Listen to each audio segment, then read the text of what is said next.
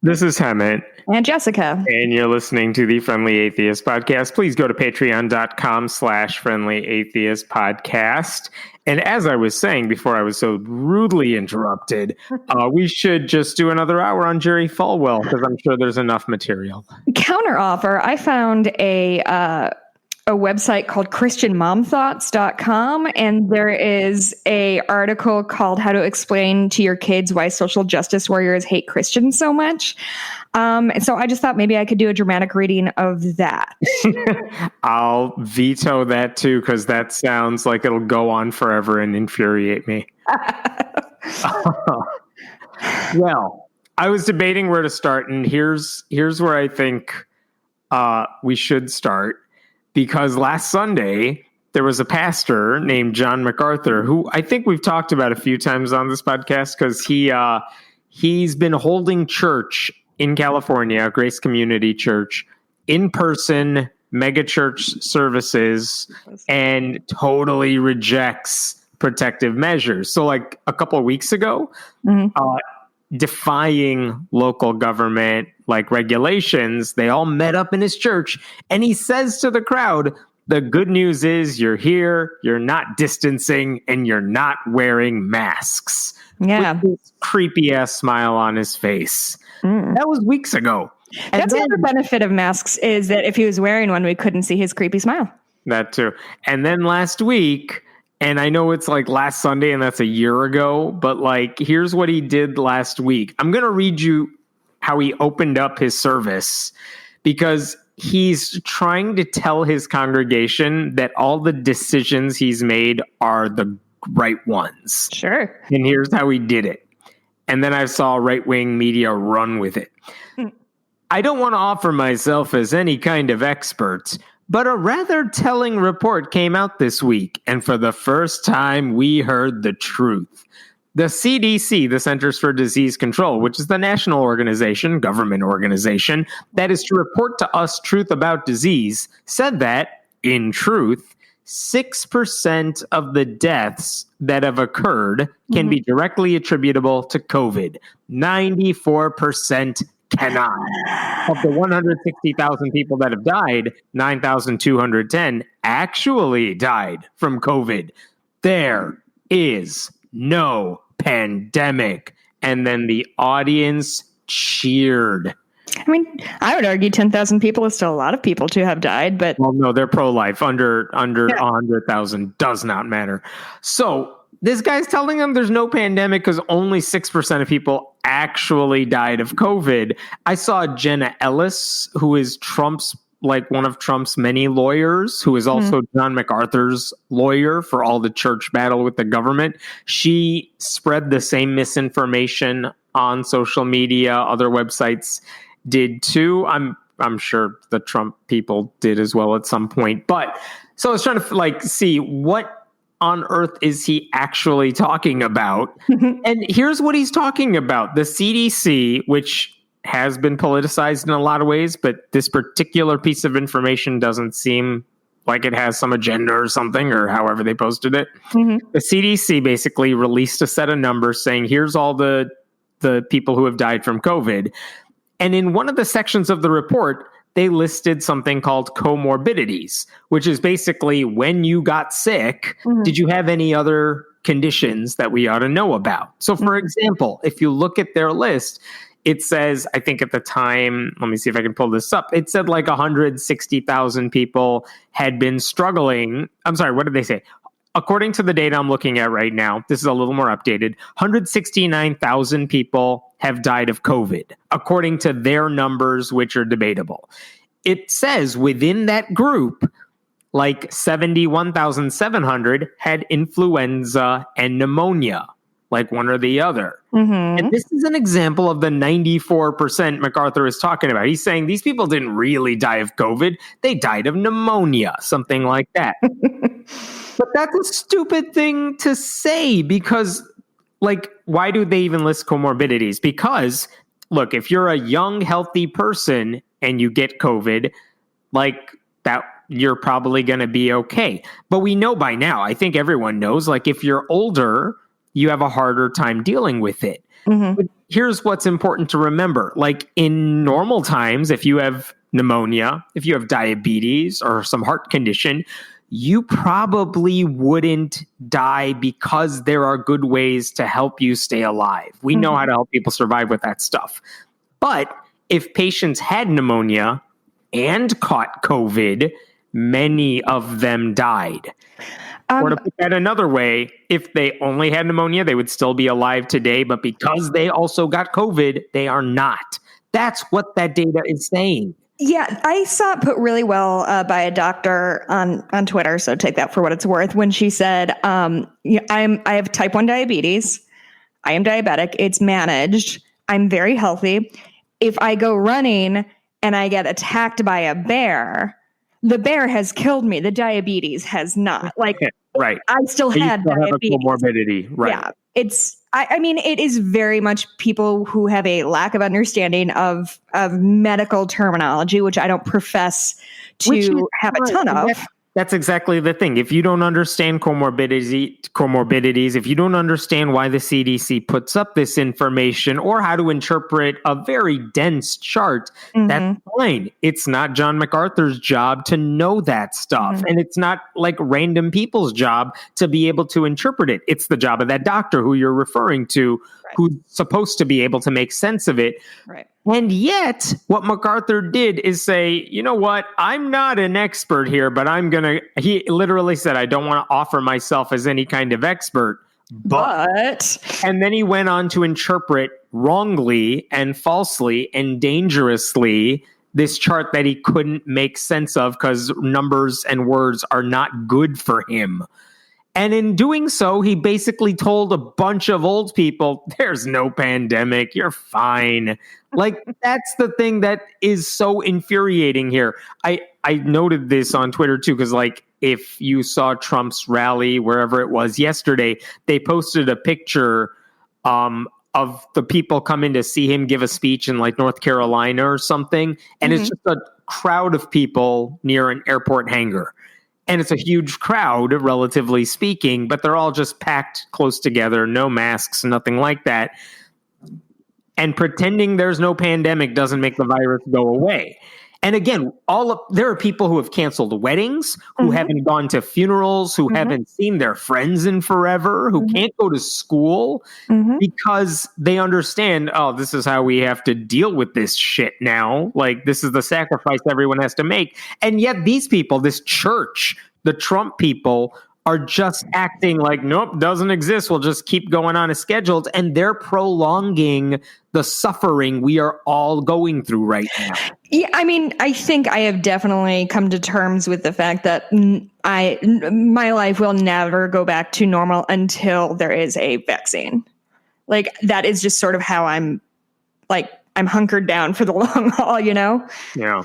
It's ironic that the people who believe in God are very adamantly saying there is no there is no pandemic. Like, we have proof of the pandemic. What are you talking about? But also, like, don't they have a bunch of examples of plagues and such in their Bible? So it's not like they don't believe that plagues are a thing. They just don't believe in this particular one. MacArthur has said repeatedly, there's no outbreak at his church. Like, no one has caught COVID in my church, but I don't believe he tests anybody. I was just about to say, yeah, well, I don't think he would know. And again, what's scary is the idea that if someone has the virus, it's not going to go from one member to two members. It'll go from like one member to a gajillion members with the virus, like in a heartbeat, because they all just jam pack like sardines into this church. Right. Oh boy. And this is the guy that's still fighting. I've seen one thing, like Los Angeles, I think he's in Los Angeles County or something, like where he is holding his church services. They've tried to be nice and say, no, you can't have your church. Here's your warning. Don't meet. Just do it online. Do what everyone else does. The one thing they've done, like a drastic step, is they said, wait a minute, where do all these people in your megachurch park? And it turns out the church has a lease with the city. They rent out space nearby, like a public parking lot. And I think it's like $100,000 a year to rent out this giant parking lot. The city said, oh, guess what? We're breaking the lease. We don't want your $100,000 and you can't park here anymore. So your megachurch members will have a much harder time getting to church because they'll have to, I mean, good. That's one way of fighting this battle, I guess. But it's absurd that this is what conservative Christians are promoting, and we're all going to struggle because of his selfishness. Yeah, this sucks. But we didn't talk about this, I don't think, last week because we were fixated on the Falwell thing. Don't say we, it was you. It was me. So do you remember last week during the RNC, Trump gave his speech on a Thursday night. And after that speech was done, all those Christians, a lot of Christians were in the audience watching him give the speech because they all posted about it on their social media. Like, yes, the president invited me to this speech. And personally. Yeah, me personally. They leave the White House. They go on the streets of D.C. and do whatever it is they do. Well, someone posted on social media a video. And basically, here's what the video showed. There was a protester in that area where everyone was walking out of the White House. So he's in public space. And the protester is on his bike. And basically saying, like, fuck Trump. Some version of that. I'm happy with that message. Not to anyone in particular, just kind of screaming it. And then you see a random dude coming up to him on the bike, sucker punching him out of nowhere. Oh, fuck. And the guy, like, he had to catch his balance on the bike, gets back on it. But basically, he starts running after the guy who just punched him. Not in retaliation, but like, dude, what the hell are you doing to me? And you see in the video, the guy who punched him just start prancing backwards like he's running, but in push rewind on the video. You know what I mean? He's running backwards like that. And you hear someone scream, Eric! Like, Eric, how could you punch that man? And once that video got out, they're like, who is this guy? Because the guy who got punched said, I think a senator just punched me. No. Because he was dressed up in a suit. He was clearly at the White House. And it turns out it was not a senator, but it was Eric Metaxas, a Christian right activist. Really? Who has said things like, he's basically one of those far right, like Jesus has to be white sort of people. Sure. And it was funny because how do you identify who this guy is? Well, you had a woman screaming Eric. There's a picture of Eric at the White House wearing the exact same very unique pink shirt with a very colored suit jacket and buttons. And you can identify that in the punch video. And like, how many people are prancing around like that, walking backwards with the woman screaming Eric wearing that suit? Like, either it's Eric Metaxas or it's his like way more evil twin. And by the way, he didn't say anything for like a day or two, which is also for this guy who has an opinion about everything. He said nothing about it. It's like, all right, it's definitely him now. And I think the only update I've seen is he told, like, one of his buddies said, yeah, that was him, and he should have done it. Like, they're just defending. I'm paraphrasing. That's not the exact quote, but they're just defending it. They didn't say, well, that was wrong of him to do. Eric Metaxas should be arrested for assaulting. No. It's just, well, he was provoked. It's like, I saw the video, the guy screaming out of nowhere to no one. And Metaxas just runs up to him and punches him out of nowhere. Oh my God. I don't know what's going to happen. The victim of that assault said, like, suing people isn't really his thing. Like, and it's like, well, if the victim doesn't want to press charges, then nothing's going to happen. Sure.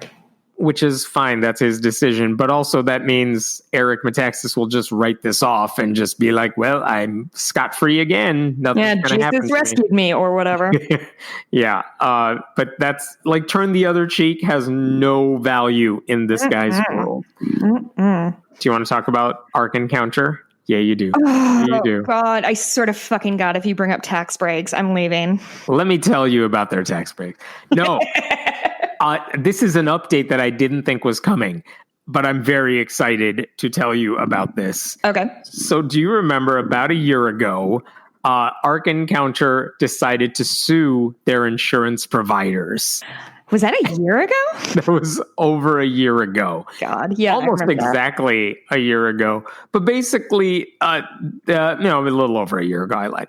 Like May of 2019. But basically what happened is there was a heavy rainfall and one of the access roads, like on the side that people don't walk on, but it's an access road for equipment, delivery stuff to the Ark, it got so damaged that like they had no choice but to rebuild that road. And it cost a lot of money because it's kind of on a hill. It's like not on a cliff. That's not the right word, but you do have to prop it back up because that road is important.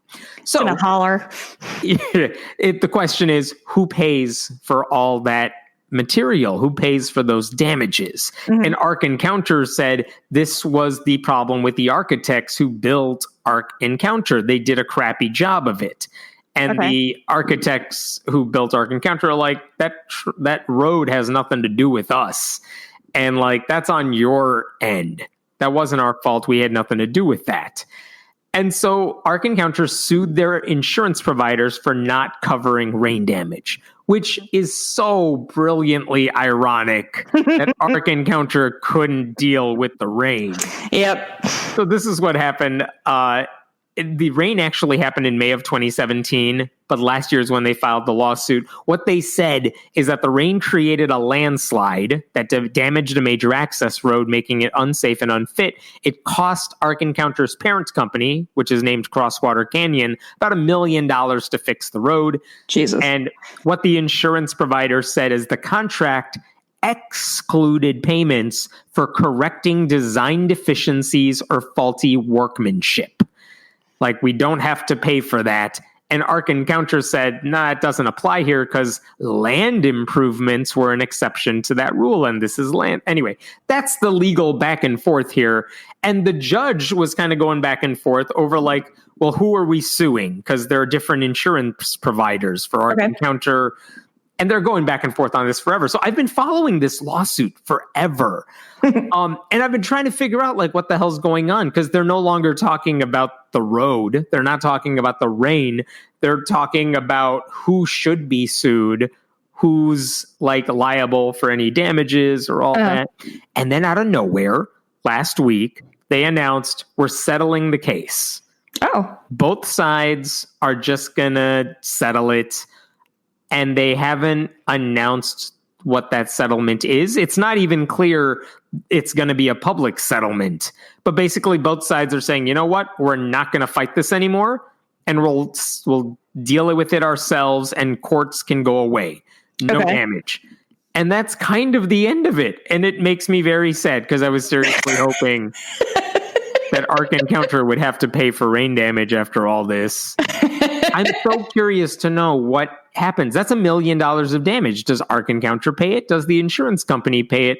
And the sad answer is we don't know. Okay. Legally speaking, they have to submit the terms of the settlement to the courts, and they haven't done that yet. They have a couple more weeks, but it looks like it's going to be a private settlement. It makes me sad. I'm sorry, Hammond. It was all I had going into 2020, and now it's over. Sorry, bud. That's rough. You must be having a tough week. I'm sorry. Let's talk about Liberty University. We do have to follow up on one aspect of it that we didn't talk about, but it doesn't have to do with Jerry Falwell Jr. per se. So last time we talked about it, I think he had been fired. Okay. And the school was trying to figure out how the hell to move forward. They're going to find a new leader, whatever. Right. A few days ago, the board of directors at Liberty University, their executive committee, they said, I'm going to quote this. This is how they're moving forward. Quote, one of the leading forensic firms in the world has been retained by Liberty University's Board of Trustees to conduct a thorough investigation into all facets of Liberty University operations during Jerry Falwell Jr.'s tenure as president, including, but not limited to, financial, real estate, and legal matters. So basically, they're hiring an supposedly independent company to come in and say, just look at everything Jerry Falwell did, report back to us what you discover that he did regarding everything, whether it was legal, illegal, like we need to know what all went down. Right. And that sounds nice. That sounds like a reasonable next step within a post-Falwell liberty. Here's the questions that I'm trying to figure out that I haven't found answers to yet. One is, it's fine that you need to hire an investigator to look into all this, but also, why did the Board of Trustees apparently have very little insight into what Jerry Falwell did financially, with real estate, legally, on behalf of Liberty University? Like, they should have known that. This isn't about his sex life. This isn't about what he does in his personal time. This is what he did as president of the school. And apparently they're like, we need big time investigators to figure this out. That's troubling by itself. Notice that they didn't name the leading forensic firms that has been retained. I don't know why not. Because the fear is that they're going to hire like the Christian investigators, which is what churches do all the time now when like their pastor gets accused of sexual assault or something like that. They're like, we hired a faith-based investigative firm. And of course, there's like all these stories are like, well, the church has ties to the investigator. And so there's an incentive for them to come back and say, no, the pastor didn't really do anything wrong. I'm not saying that's what Liberty University is doing, but like, tell us who the investigator is. Tell us that they're independent. And they didn't do that. And they also didn't say how this stuff would be reported. But what motivation do they have to bring in an independent investigator? Like, people who care about that kind of thing aren't the ones who have any stake in Liberty University. And like, they're not trying to impress you and me. Like, right. I'm not surprised, I guess is what I'm saying. Here's what I think the incentive could be for them. They have a shitty reputation right now that only seems to be getting worse every time Falwell speaks. And every time this stuff breaks in the news. And I feel like we still haven't heard like the final shoe to drop in the Falwell story. I think it's to their advantage to be able to go to the public and say, look, yeah, we had a crappy president who did a lot of stuff we're embarrassed by, but the rest of us, we are all totally clean. That's been independently confirmed. Anything that was a problem, we fixed. So bring your kids, bring your wives, whatever it is. Like, you can all come back here. It'll be fine. Here's a way they could do this that they have not. And I can't believe I'm saying this, but they should take a hint from the Hobby Lobby people. And we talked about this before, but like Hobby Lobby, the owners, the Christian family that owns Hobby Lobby also owns the Museum of the Bible. And the Museum of the Bible has been in the news for a while because it turns out like all these exhibits in the Bible are forgeries. And they just bought them all. They're like, you have a scroll written by Jesus? All right, here's $1 million for it. I'm going to do no additional research on no research. And so like it becomes almost comical when like the Washington Post says they bought 15 scrolls. All 15 are fake. Like I think there was a headline that's quite literally like that. So anyway, here's what they did that was good. They did, after these stories just came out, they hired an independent investigator. And here's what they did that I like. They hired an independent investigator who has an expertise in fraud. She has no connection to the museum. And she said, I'm only going to work for you. I'm only going to take your money and do this research on all the other stuff you own on 3 conditions. Okay. Condition 1, museum officials do not get any input into my work. You don't get to tell me what to do, how to do it, nothing. You get no say in it. You give me the money, I will get to work. That's kind of it. That's condition 1. Condition 2, my report is the final word on the matter. You don't get to rebut it. This isn't William Barr rebutting the Mueller report saying something like, no. My report is the final word on the matter. You have to accept that. And that's before you even see it. Sure. Like, that's it. And they agreed to that. Third condition, the information will be made public either way. Maybe not immediately. It's not like she's going to suddenly post the PDF on her website and say, here you go. What she would do is say, here's my report. You can have it first because you're paying me for it. but like a week later, I'm going to post this publicly for everyone to see. And that'll give you enough time to be able to respond to anything I said. Right? Which seems fair to me. But she said it'll be made public either way so that basically the museum cannot bury the truth of what she finds. And the Green family that owns the Museum of the Bible, they agreed to all of that. And she went on doing her research, and they eventually posted the report that said, yeah, a bunch of this stuff is fake. Okay, Liberty University could easily do something like that. They could say, someone look into this. We will give you as much access as we have available. Whatever you like decide, and you have someone who has an expertise in studying this sort of stuff, you will get access to whatever we can give you. You can make this public, because the goal of Liberty University is to make sure we are doing everything correctly, legally correctly anyway, ethically, whatever. They're a Christian school. They can do what they want. But like, that's all they have to do. And they didn't say any of that. And that should be concerning to everybody. Because again, if Falwell is gone, that doesn't fix the problems until they have made it clear, like, nope, here's everything Falwell left behind, and we're purging that too. Like, there's no way for the school to move on. And by the way, there are reports this week that even though Falwell's resigned, he is still calling up people at the school, basically getting information about what's going on and offering ideas about like what to do. And the school had to issue us like an email to everyone like, we know Jerry is calling people. It puts us in an awkward position. Please don't tell him stuff. Like, oh my God. He doesn't work here anymore. But it's not going to change unless Liberty actually takes this seriously, and there's no reason to think that's going on. Wow. Oh. That's wild. That is wild. I mean, do you foresee any like actual consequences for this besides for who? I don't know. For Liberty University? For Jerry Falwell? Liberty University. I mean, Jerry Falwell, I think, is sort of a little bit fucked right now.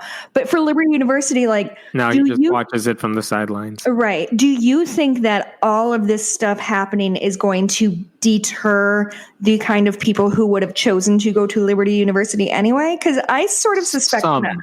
Again, the one thing they had going for them is this reputation of being this good Christian school. And yeah, they're not trying to impress people like you and me, but they are trying to impress those Christians who say, you know, Liberty is the place we want to send our kids to. And when it becomes a laughing stock, like nationally, and it becomes an unethical den of hypocrisy, even in that Christian bubble, there's no shortage of Christian schools in the country. The sort of people who would send their kids to Liberty, if you want to send your kids to a fundamentalist like Christian college, there are other options out there. Liberty is not the only game in town. It's just the one that's like most well known, partly because of Falwell. Sure. So it's like, okay, well, if Falwell is gone, now you lost your biggest megaphone for the school. If all the black athletes, so many of them anyway, have decided to transfer out of Liberty because of Falwell's racism, they no longer have you can't get on like a March Madness game and get publicity that way as they did a couple of years ago. Right. So like all of their best ways to reach out to people and therefore make money and hire people and whatever, they're losing it. The one thing they could still have is to say, we've cleaned house. Our reputation is solid. Come back and give us your tuition. If they don't have that, like honestly, but even as a Christian, what do they have going for them at that point? Who knows? Yeah. Like, there's nothing. This is one thing they could do if they do it correctly. It's one thing they could do to like salvage whatever reputation they want, but they're not doing it right. Like they're not doing it right even on their terms. Because like if the Hobby Lobby have an ethical standard that you can't meet, there's a problem with you. Yeah, that's true. But I don't know. I guess I'm just pretty skeptical that anybody actually cares. Like I would just guess. I wish they cared. Yeah, I wish they cared more. Right. Remember, this is like one of the parents said, "Hey, Falwell, you're opening up Liberty in the midst of a pandemic. I have kids who go to Liberty right now. What a dummy!" And he called him a dummy. Like if that's the reaction, then there's one parent who's like, "All right, I'll look for other schools to send my kids to if I'm paying tuition."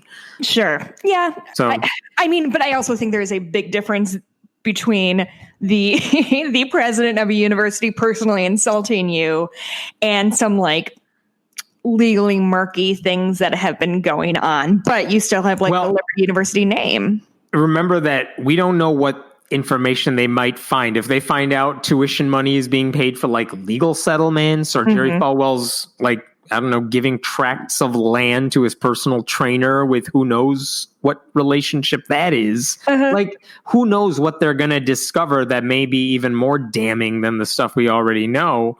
It's better to get in front of that information, and they're not earning any accolades for how they're going about it yet. Sure, that's fair. I got a fun story that just amused me.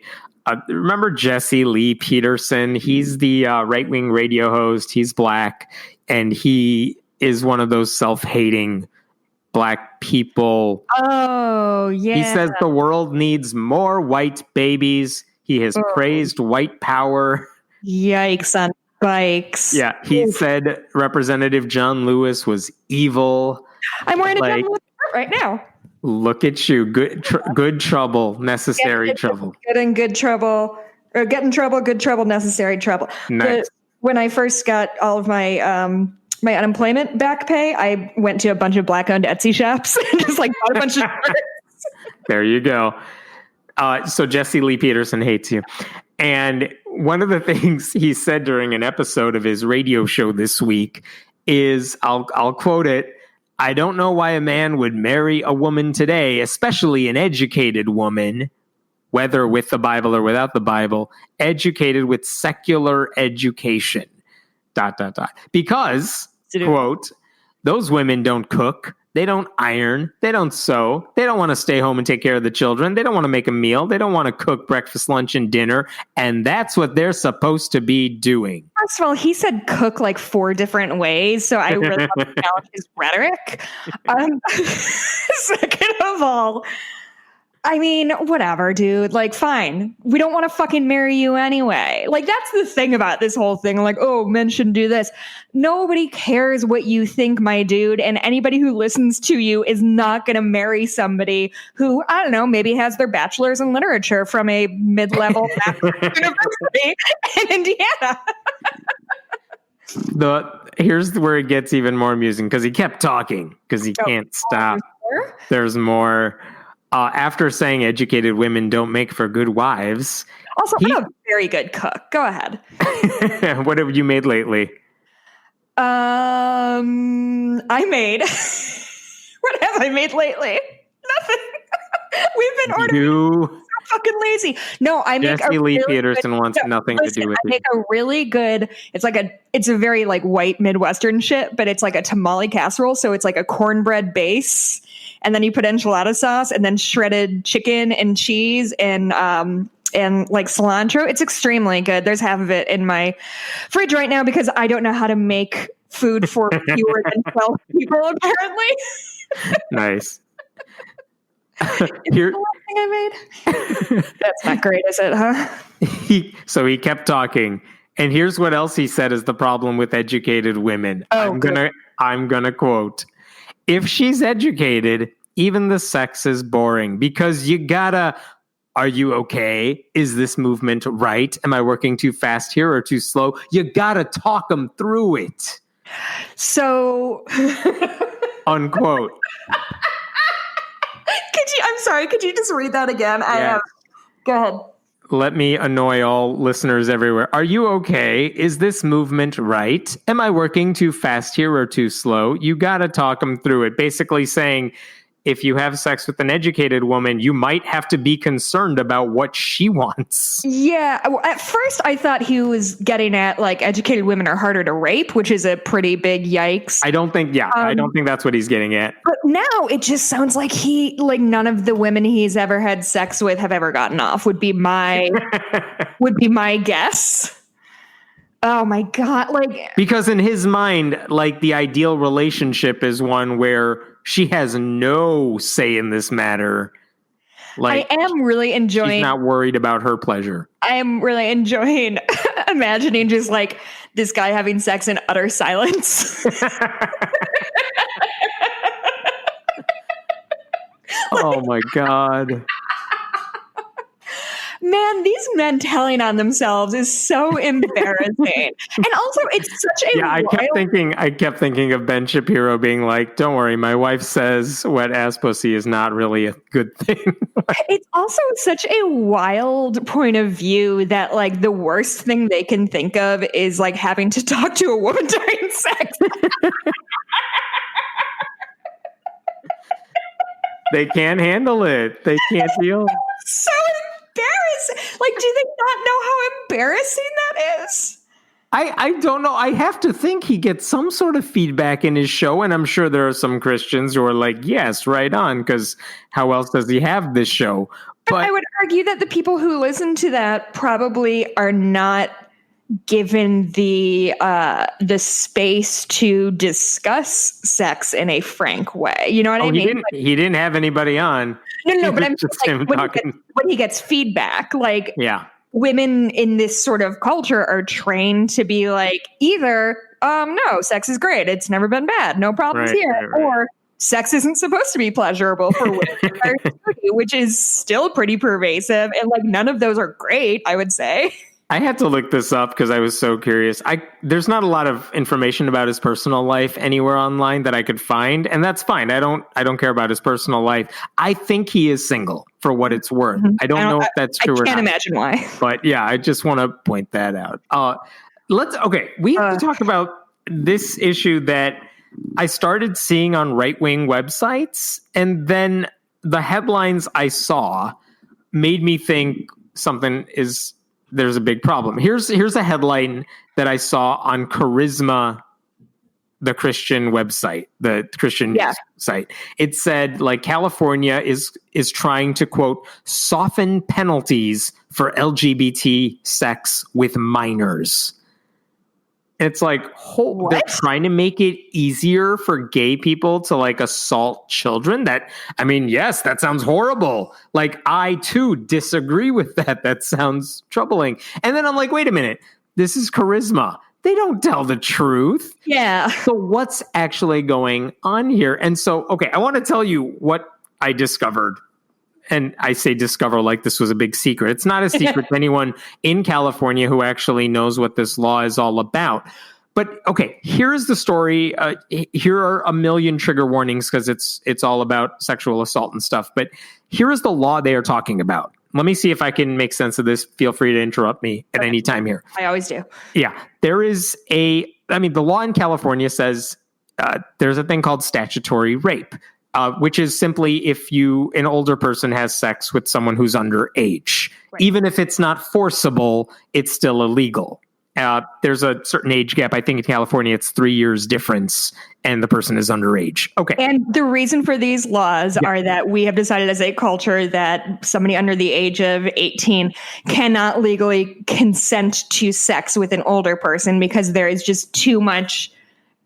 the power dynamic is too off. So that's where it comes from. Yes. It comes from like saying you cannot, even if a 14-year-old says she wants to have sex with you, the onus is on you, the adult, that to say, no, like you don't understand what consenting to this means to you. So anyway, go ahead. And so here's an issue that I'm giving a hypothetical here, but this is an issue that crops up. Let's say there's a senior in high school who starts dating a freshman in high school. It's consensual as far as that goes. And now it's like, let's say 2 years later, he's 20, she's 16. And they get caught having sex. Well, that is statutory rape under the law.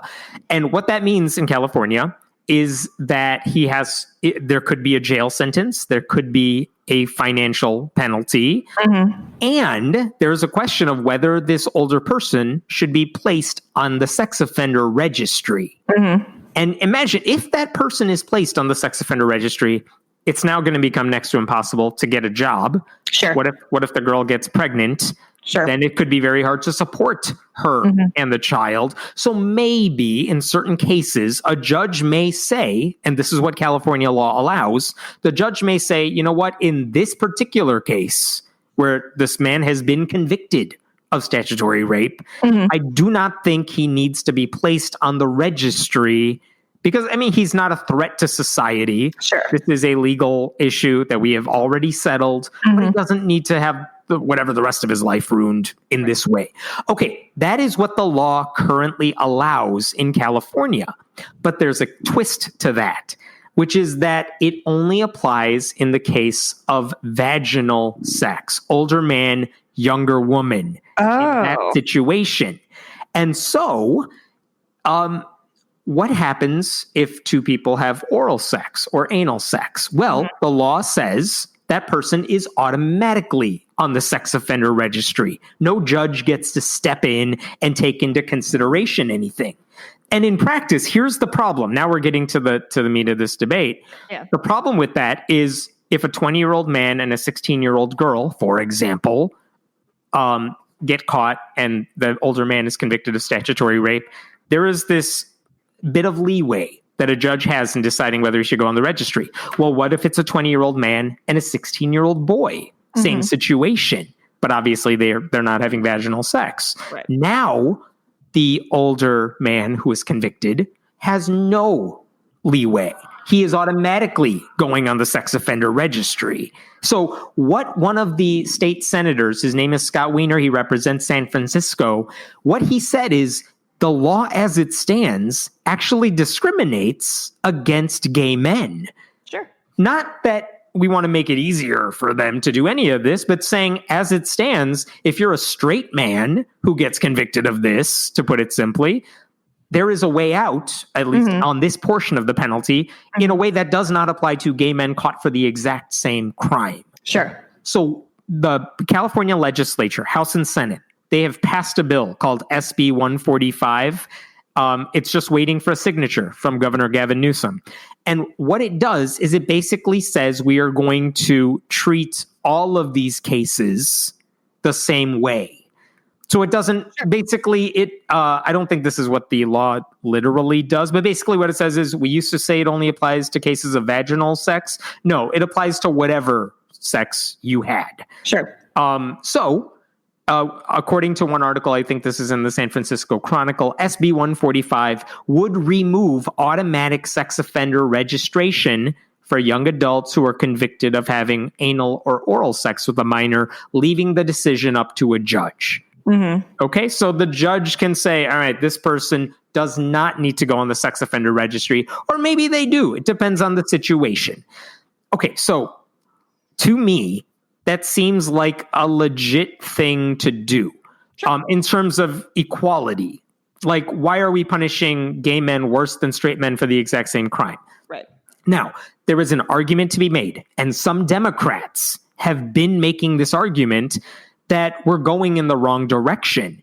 Instead of offering any leeway to all people, we should not be offering any sort of leeway to any of these people. They committed statutory rape. They were convicted of it. Of course, they should go on the sex offender registry. And that applies to gay men and straight men and all of that. That is the argument some people were making. They're saying you're trying to allow this leeway for everybody. Sure. Wrong direction. Let's make sure everyone goes on the sex offender registry. And honestly, like, I get that argument. Sure.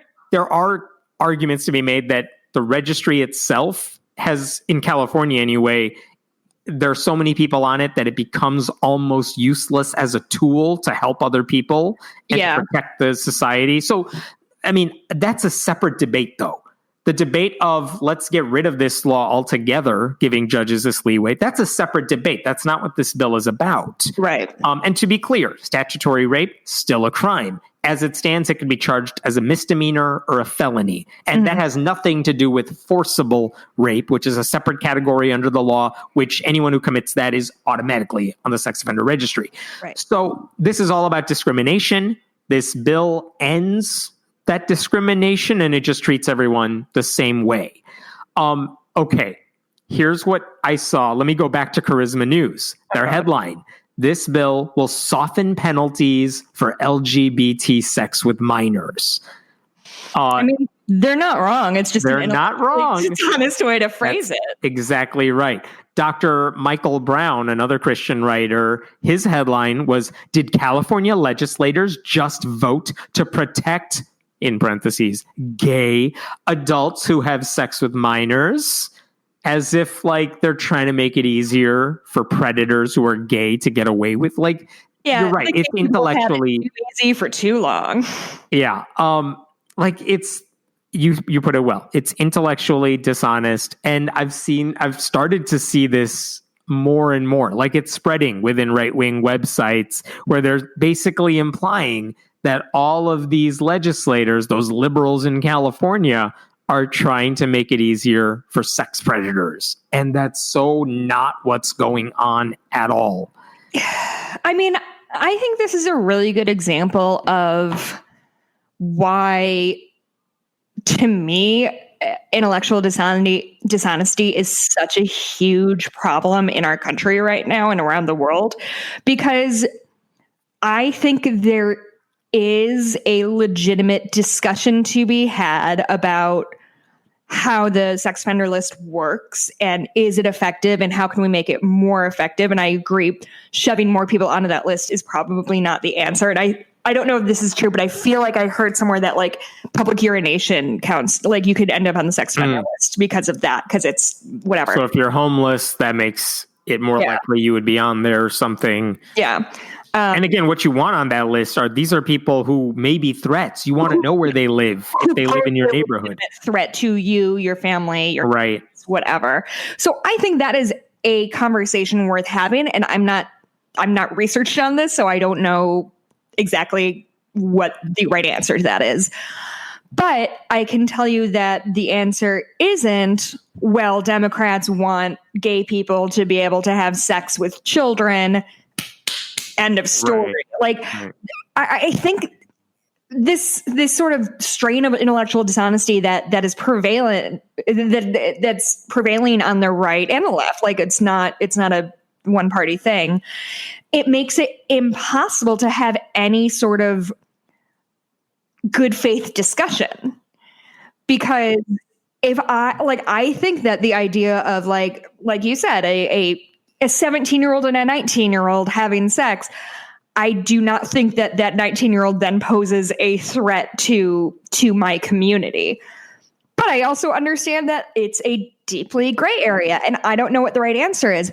But like to put it in such a simple phrase of we want people, gay men, gay women, whatever, to have easier access to children is not what we're doing. And I think they know that. And so I don't know how we can move forward with these discussions if only half of us are showing up to the table and saying like, here's the solution we're trying to solve. Let's talk about it like fucking adults instead of flinging verbal shit at people. Yeah. So you're going to see that story popping up, just so you're aware, if you read those right-wing websites. And I got one last one for you. I just found this really interesting. There was a study that just got published in a journal called Public Administration Review, which I read religiously all the time. But it was fascinating. For every, and there really is. Yes.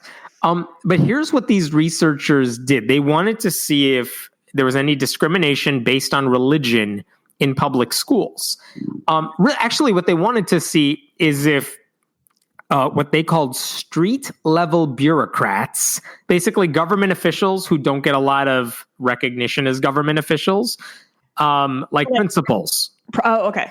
So they're low level government workers, right, in public schools. And they wanted to know, we've heard stories about, discrimination from the government when it comes to religion, but what about low level government administrations, government officials? So they said, can we test to see if principals discriminate against people based on their religion? And how do you test that? And here's the ingenious way they came up with. What they did is they emailed the principals of about 45,000 schools in 33 states. Jesus. Yeah. So these are schools ranging from pre-kindergarten through 12th grade. And all of their emails were basically the same. They all said they were parents who wanted to enroll their kids in those schools, but they were hoping to get an in-person meeting with the principal before making a final decision. Okay. So, would you consider meeting with us? Sure. And here's how they switched up all of these emails. So some of them, Like whatever control, there was a control group that just said, hey, our family wants to meet with you before we decide. Can we do that? Fine. There's your control group. Perfect. Some of them, so at the bottom of these emails, they would include a quotation in the signature line. And one example of it is, atheism teaches that life is precious and beautiful. We should live our lives to the fullest, to the end of our days. Richard Dawkins. And then other emails they sent said the exact same thing, but it said like, Catholicism teaches that life is precious and beautiful. Signed Pope Benedict. Or Christianity, signed Billy Graham. Sure. Or Islam, signed Muhammad. Yeah, okay. All 4 of those, and only those 4. So that was one version that some principals That's got. Really smart. So we'll call that a low intensity request, because like it's kind of subtle that they make their religion known. You know what I'm saying? Sure. But then there were also some people got medium intensity requests where they added one line in the email that said, one of the reasons we would like to meet with you is that we are raising our child to be a good atheist and wanted to make sure this would be possible at your school. So now or they said to be a good Catholic or to be a good Muslim. And they also sent that. And then they had the high intensity requests, which also said, here's what that middle passage said. One of the reasons we'd like to meet with you is that we are raising our child to be a good atheist, and we want to protect him or her from anything that runs counter to our beliefs. We want to make sure this would be possible at your school. And they did that for all 4 religious groups once again. And what they did is, after sending these, how many different versions of the emails is that? Like 12 or 16, whatever it was, with a control group in there. Yeah. And so they sent all these out and they said, let's see what the response rate is from principals who say, like, will the principal just say, yeah, sure, I'll meet with you. Let's set something up. And then the family would ghost. Mm-hmm. And here's what they found. For low intensity requests, just the signature line at the bottom, atheists and Muslims got a much lower rate of response. Oh, you don't say. Yeah. For the medium intensity, where they just said, we want to raise him to be a good atheist or whatever, atheists got a much lower response than all 3 other groups. And for the high intensity requests, atheists got the same very low response relative to the others. Interesting. Yeah. And like they said, the difference is statistically and substantively meaningful. And again, if you want to see numbers specifically, I'll put that in the show notes. But what was amazing is, like, they didn't say we want to like raise hell for you. Principals are like, oh shit, this is going to be trouble. I'm just not going to respond to this. And they basically... Yeah, I'm going to be honest. If I got those high intensity emails, I would move that to spam immediately. That does not sound like a game I want to play. And again, there are any number of limitations to using this particular type of experiment. Like, is an email that says, I want to meet with you, really the best way to do anything? But you would kind of expect neutrality, because that's what the principal's job requires at a public school. Sure. What the researchers said is religious discrimination is sizable and systemic. Acknowledging this fact alone is an important first step for administrators to take. So, like, use it as a starting point. It's not the final word on anything, but interesting to think about, if nothing else. That's really interesting. Not surprised. Yeah. As ever, but do you know who had the highest response rate, especially for the high intensity ones? Protestants and Catholics were roughly equal. Protestants had the highest rate of response in the medium and high intensity requests. Okay. And when it came to just the signature line at the bottom, Catholics had a slightly higher response rate, but it's meaningless statistically.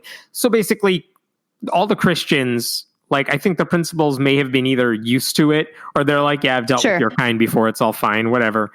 So they got a higher rate. But the Muslims and the atheists were like, oh, shit, they're going to stir up trouble. And I don't want to respond to it. Interesting study. Would love to see more like it, but we'll see. Yeah, it's so brilliant that they used the exact same quote and just attributed it to different. Like, that's so smart.